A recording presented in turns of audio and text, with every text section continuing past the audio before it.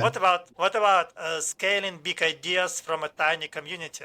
St. Lucia's entire population is about 180,000 people. What advantages and hidden friction does such a close-knit market create for an entrepreneur who is aiming to build software that sells worldwide? So it's interesting because I actually have vivid memories of when I was a child, of having all these thoughts growing up of like, okay, I know I want to do this and that and this, and I'm going to have to leave St. Lucia, explore the world, and like, open myself to bigger opportunities to do it. And then I remember, just as I grew up through my childhood years, starting to get online and starting to realize the potential that we have with, globalization happening, where the whole world is now one global village through the internet.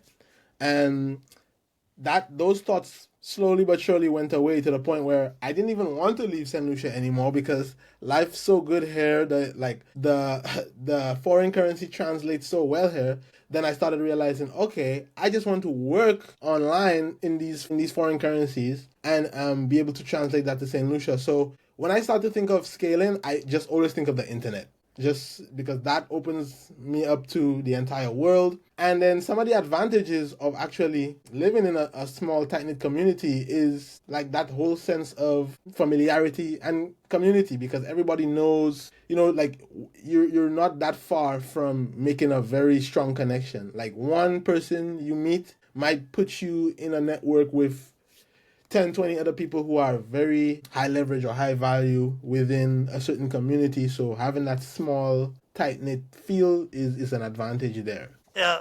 So I understand what you say.